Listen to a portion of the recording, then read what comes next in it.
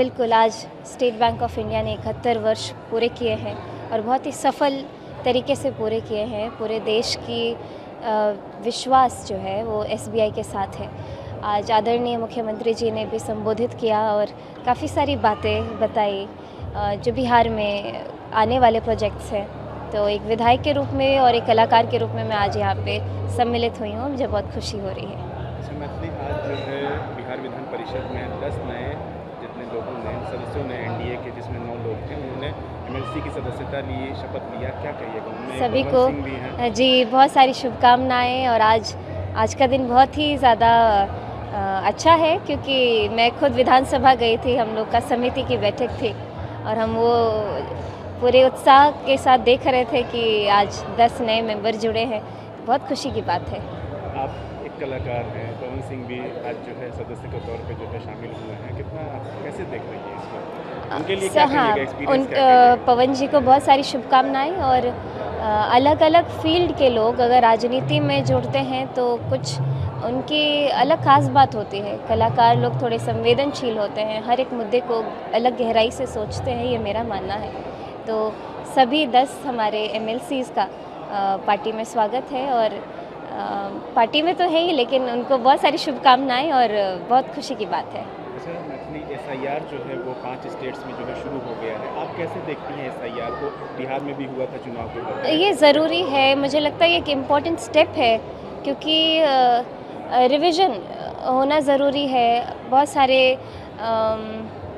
जब हम देखते हैं कि गैप के बाद डेटा को सुरक्षित रखना और ठोस डेटा रखना ये बहुत ज़रूरी है। तो एसआईआर समय समय पर होता रहता है और ये ज़रूरी भी है। अच्छा, यूनिफॉर्म सिविल कोड जो है कई स्टेट्स में जो है लागू करने की बातें हो रही हैं, बंगाल में भी देखा जा रहा है। आप कैसे देख रही हैं इसको? यूनिफॉर्म सिविल कोड तो बीजेपी के मैनिफेस्टो में था ही। और जहाँ जहाँ भारतीय जनता पार्टी की सरकार है तो ये सुनिश्चित करने का प्रयास करते हैं कि जितने भी लोग हैं सभी को समान तरीके से ही देखा जाए। और संवैधानिक हक तो सबको बराबर का मिला है। तो यूसीसी का लागू होना ये भी एक उपलब्धि है। सभी लोगों के लिए समान अधिकार, समान तरीके से जजमेंट, सब कुछ एक ही तराजू पे रख के किया जाएगा। तो ये बेहतर होगा? मुझे लग रहा है ये बहुत बेहतर है और सभी को बराबरी का हक मिलता है और बराबरी के लॉ के साथ उनको जजमेंट मिलता है। अच्छा मैथिली, इन दिनों बिहार में जो है लॉ एंड ऑर्डर को लेकर के अपोजिशन की तरफ से काफ़ी क्रिटिसाइज़ किया जा रहा है सरकार को। अभी जो है भरत तिवारी एनकाउंटर हुआ था आरा में, उसको लेकर के भी काफ़ी सवाल खड़े किए गए। तेजस्वी यादव भी लगातार कह रहे हैं कि मुख्यमंत्री सम्राट चौधरी खुद जो है क्रिमिनल बैकग्राउंड रखते हैं, इसीलिए बिहार की पुलिस को भी क्रिमिनल बना रहे हैं। आप कैसे देखती हैं तमाम बातों को? मैं ऑपोजिशन का तो समय समय पर उनके स्टेटमेंट्स आते हैं, मैं उस पर ज़्यादा कुछ नहीं बोलना चाहूँगी। लॉ एंड ऑर्डर सख्त ज़रूर हुआ है। अब कोई भी अपराधी अपराध करने से डरता ज़रूर है। और मैं खुद अपने क्षेत्र अलीनगर के अंदर लॉ एंड ऑर्डर की सिचुएशन जो इम्प्रूव होते हुए मैंने देखा है।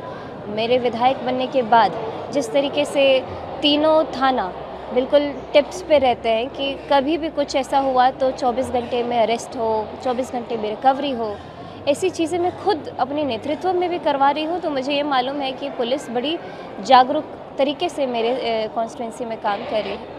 और जो ये वाक़या हुआ, ये इनकाउंटर का, ये बड़ा ही मुझे लग रहा है बहुत मिसकंडक्ट था। और मुझे लगता है कड़ी से कड़ी सज़ा मिलनी चाहिए जिस पुलिस वाले ने ये गलत काम किया है, गलत इनकाउंटर किया है उसको, और सरकार ने संज्ञान लिया है। और इस पर तुरंत मुझे लग रहा है जल्द से जल्द कड़ी से कड़ी कार्रवाई होनी चाहिए। अच्छा, जिस तरीके से लगातार कहीं ना कहीं बातें नई सरकार बनने के बाद से, मुख्यमंत्री नहीं बनने के बाद से सरकार को जो क्रिटिसाइज़ किया जा रहा है अलग अलग पहलुओं से, आप कैसे देखती हैं? आपको लगता है कि अपोजिशन को चाहिए कि सरकार को वक्त देना चाहिए, कामकाज में इम्प्रूव करना चाहिए, हेल्प करना चाहिए अपोजिशन को, सरकार को? कैसे देखती हैं आप इसको? मैं जब भी कुछ नया होता है तो सब लोगों के एक्सपेक्टेशन बहुत बढ़े हुए रहते हैं। मुझे लगता है थोड़ा समय स्टेबल होने के लिए ज़रूर चाहिए होता है। मैं खुद के ही बारे में अगर इसको रिलेट करते हुए बोलूँ तो जब मैं विधायक बनी तो मेरे क्षेत्र के लोगों ने मुझे समय दिया। मैंने खुद को 6-8 महीने का समय दिया कि पहले मैं तकलीफ़ों को समझूंगी, उसके बाद उसका क्या बेटर सॉल्यूशन है। तो ये नहीं कि तुरंत तत्क्षणात ठीक ठाक कर दिलिए लेकिन उसके बाद फिर उसे ख़राब, ऐसा नहीं। तो मुझे लगता है कि ऐसे चीफ मिनिस्टर के पास बहुत सारी जिम्मेदारियां होती है। थोड़ा समय देंगे स्टेबिलिटी के साथ। ऑलरेडी हमारे सीएम साहब इतने ज़्यादा रिगरस तरीके से काम कर रहे हैं, हम उनको काम करते हुए देखते हैं। तो मुझे पूरी उम्मीद है कि अपोजिशन का काम जो है, उनका बोलने का काम है, पॉइंट आउट करने का काम है। संविधान ने सबको हक दिया है बोलने का, तो लेकिन हम लोग अपना काम कर रहे हैं।